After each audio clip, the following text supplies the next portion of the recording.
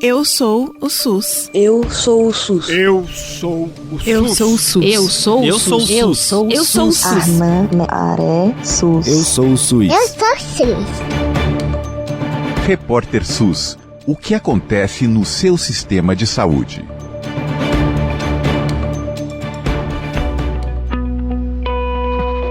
Está no ar mais um episódio da parceria sonora entre o Brasil de Fato e a Escola Politécnica de Saúde Joaquim Venâncio, da Fundação Oswaldo Cruz, a Fiocruz.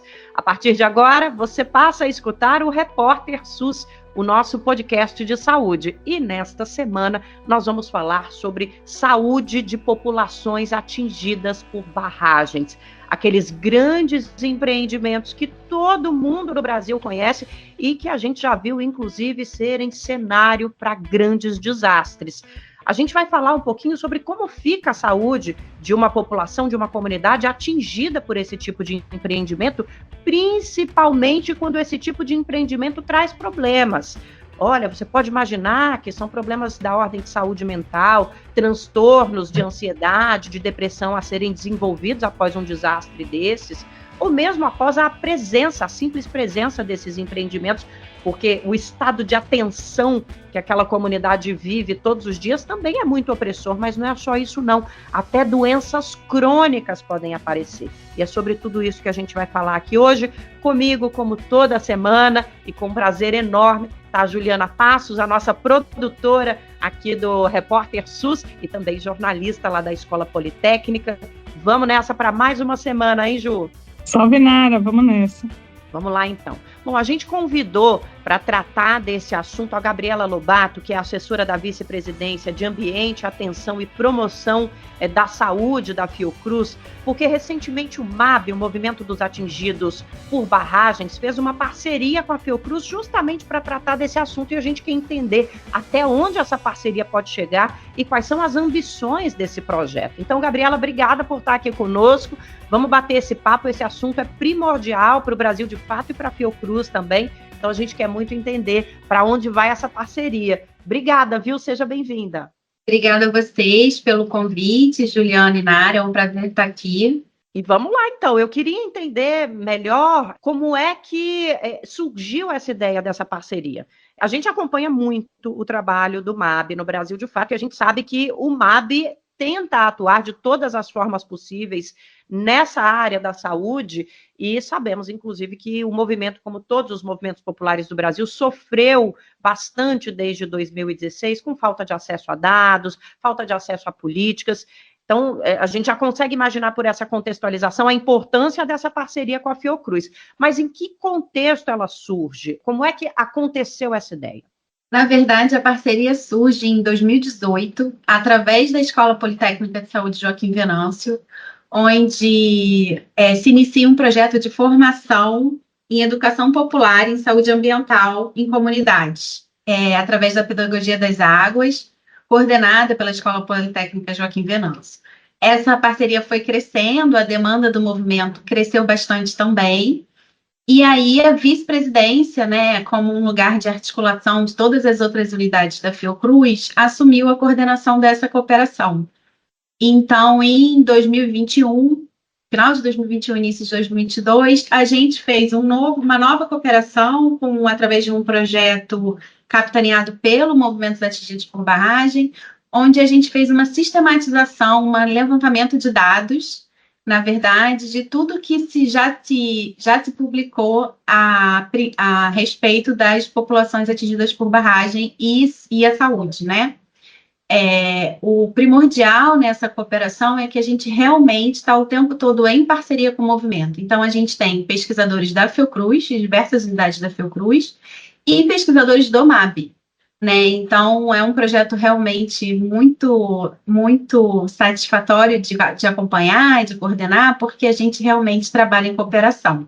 E aí, como resultado desse projeto, desse levantamento bibliográfico que a gente fez, que terminou agora em 2023, final de 2023, a gente agora está numa nova etapa, na verdade, com o movimento, que é de apoiar e capitanear a formação dos coletivos de saúde do movimento. E aí é justamente desse ponto que a gente parte para a próxima pergunta. Vocês já fizeram levantamento, né, parcial nessa parceria que relaciona a existência de barragens ao aumento de doenças como hipertensão, obesidade, cardiopatias, doenças respiratórias, além de quadros de depressão, estresse, ansiedade, como a Nara já comentou no começo. Então, qual vai ser o papel desses coletivos? Então, Juliana, o que é importante a gente deixar bem claro quando a gente fala de movimentos atingidos por barragem é que a gente vê essas barragens nas mídias quando os desastres acontecem, né? Quando a gente tem um rompimento de barragem, como a gente teve em Brumadinho, em Mariana, quando a gente tem agora na tragédia do Rio Grande do Sul, que as barragens não dão conta, né? Mas o que é importante, o que a gente aprende muito com o movimento, é que o anúncio de uma barragem já causa dano à saúde de uma população, de uma comunidade. Então, a gente tem algumas fases importantes disso, que você pode anunciar uma barragem, mesmo ela não sendo construída, isso já causa um dano à saúde, e aí quando eu falo é saúde física e saúde mental de uma comunidade. E aí a gente tem a construção de uma barragem, a operação, a manutenção e a desativação ou o rompimento dessa barragem. Então, todos esses processos, todas essas etapas vão causando danos diferentes à saúde mental e física dessa população, dessa comunidade. E aí, quando o MAB tenta se organizar agora nos coletivos de saúde, é justamente para dar um suporte à comunidade, principalmente no que eles sabem que eles têm direito, né? A gente, na Fiocruz, a gente luta por um sistema único de saúde realmente equânime, universal, de qualidade, e a gente precisa que essas pessoas, que essas populações, que o movimento tenha propriedade do que eles têm direito e do que eles precisam cobrar de políticas públicas do governo, né? Então, a formação agora em mão de todo esse estudo que a gente já fez, que na verdade é um estudo que vai continuar, né, porque o nosso levantamento foi com publicações até 2022, a gente pretende, na verdade, ir atualizando esse estudo, mas agora o nosso papel é de fazer um processo de formação de líderes desses coletivos de saúde, a gente vai para 8 estados diferentes, por enquanto, né, para que essas lideranças do movimento possam fazer uma vigilância popular em saúde, pensar na saúde pelo lado da determinação social da saúde, né? O movimento está aprendendo que a saúde não é só ter o posto de saúde, chegar lá e ser atendido. A saúde é muito mais do que isso. Então, o papel hoje em dia da Fiocruz é esse, né? Dar esse apoio e essa formação para o movimento. Gabriela, para a gente colocar todo mundo que está nos escutando na mesma página, explica para a gente quais são as questões de saúde que a presença de uma barragem ou o não funcionamento de uma barragem, como a gente viu no Rio Grande do Sul, ou um desastre, como a gente viu em Mariana, em Brumadinho, podem trazer para as pessoas. É só problema de questão de saúde mental, transtornos emocionais ou tem mais coisa por aí? Nossa, Nara, tem muita coisa, né? Assim, ultimamente os problemas de saúde mental, e isso eu acho, por um lado, muito bom, tem estado em voga, né? Então, assim, agora no Rio Grande do Sul a gente tem uma equipe preparada para o atendimento em saúde mental, né? O Ministério da Saúde tem lá uma equipe específica para isso, e isso é muito bom, né? Porque a gente, até pouco tempo atrás, pouco se falava nesse lado da saúde. Mas a gente tem as emergências, claro, né? A partir do momento que uma barragem rompe, então você tem, se você conseguir atender as pessoas, você tem emergências, fraturas, né? Emergências, tratamentos que têm que ser dados de imediato. Mas o que a gente concluiu, né? Esse levantamento bibliográfico concluiu é que doenças crônicas passam a aumentar demais. Por exemplo, as pessoas começam a ter acidente vascular cerebral, o famoso AVC, em pouco tempo depois, né? A gente teve estudos que a gente leu que os AVCs aumentaram 6 meses a 1 ano depois das tragédias, né? As doenças crônicas, os pacientes perdem um pouco o acesso ao tratamento da doença crônica. Então, um paciente com AIDS, com HIV positivo, um paciente com hepatite, um paciente cardiopata, né? Eles eles têm uma desregularização do tratamento. Então, a possibilidade dessa doença crônica piorar e trazer outras consequências é muito grande, né? E a longo prazo, claro, eu acho que aí o afetamento mental, a saúde mental é realmente um problema que a gente precisa aí, cada dia mais dar mais atenção. Então, entrando em outro ponto que a gente gostaria de detalhar melhor, o que seriam os determinantes sociais da saúde? Por que a Fiocruz toca tanto nesse ponto? Então, a Fiocruz, e aí eu acho que não só a Fiocruz, mas a saúde coletiva, né, como um todo, ela vê a saúde de um aspecto muito mais amplo do que a doença, né?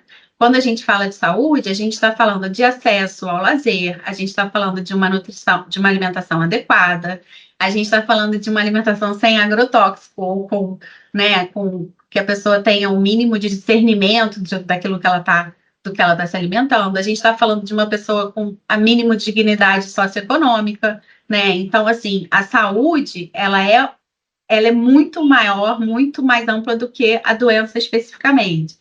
E isso a gente tenta mostrar para a sociedade civil como um todo, não só para os movimentos atingidos por barragem, que é essa saúde que eles têm que focar, né? Assim, é nessa saúde que as pessoas precisam aprender e as pessoas precisam ter o discernimento que o direito à saúde é um direito à moradia, é um direito à nutrição adequada, é um direito a uma renda mínima. Então, o direito à saúde não é só você ter um posto de saúde à sua disposição com um médico, uma enfermeira. O direito à saúde é bem mais amplo do que isso, e é isso que a determinação socioambiental da saúde fala. Eu me lembro que a gente, alguns anos atrás, Gabriela, no Brasil de Fato, nós ficamos monitorando por alguns meses a situação de uma comunidade em Minas Gerais que estava rodeada por barragens, pequena, interiorana, rural, e que vivia esse temor de alguma coisa acontecer com essas barragens que ficavam em volta da comunidade. E a gente passou aí mais de um mês monitorando se estava tudo bem, na época estava tendo muita chuva forte na região, a comunidade estava muito assustada. Ouvi você falando, né? Não é só ter uma unidade de saúde ali no município. Eu me lembro que a principal reclamação era a única coisa que a gente tem aqui é uma unidade móvel, ou seja, quase uma ambulância que atende toda a cidade e que não está aqui nos fins de semana e à noite. Então, como é que a gente vai fazer se acontecer algum problema?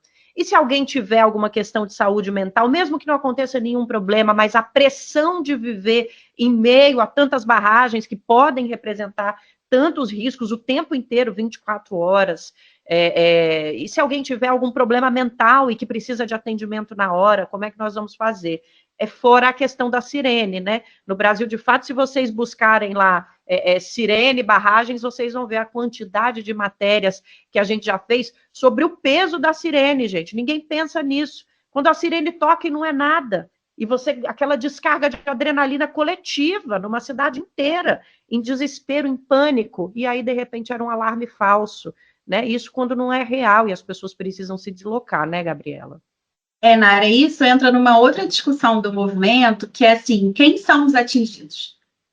Né? Porque, assim, para as grandes empresas, os atingidos são aquelas pessoas que estão ali naquele perímetro pequeno da onde vai ser construída uma barragem.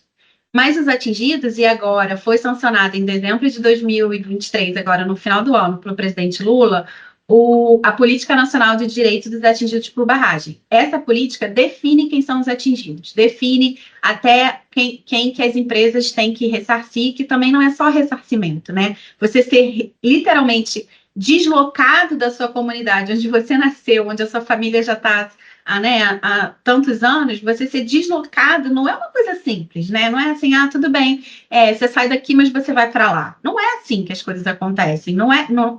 Nada nesse processo é simples.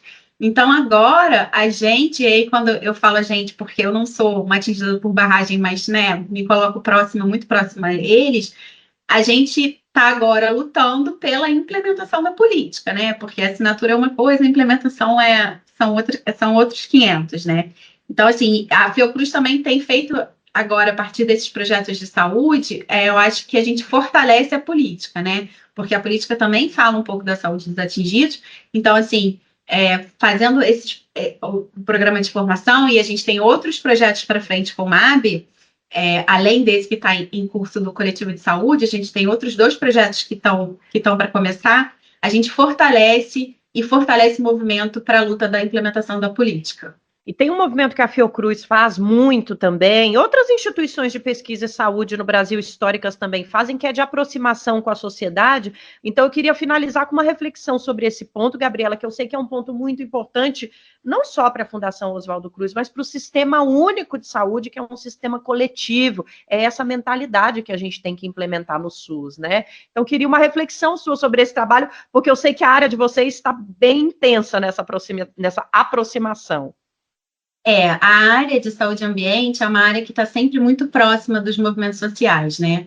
Isso foi também a partir de 2016, né? Com a dificuldade política que a gente teve, que a proximidade do fascismo que a gente viveu, uma deliberação e uma orientação da própria a antiga presidente da Fiocruz e agora ministra da Saúde, Nízia Trindade, para que a gente se aproximasse ainda mais dos movimentos, que os movimentos viessem para dentro da Fiocruz, né? O 9º Conselho Deliberativo teve uma participação, a gente fez, não dentro do Conselho, mas a gente fez uma consulta do documento inicial do Conselho Deliberativo com vários movimentos sociais, né, ainda mais ou menos no meio da pandemia, acho que foi tudo online, mas a gente conseguiu com que os movimentos sociais conhecessem o Conselho Deliberativo da Fiocruz e opinassem em alguns pontos importantes.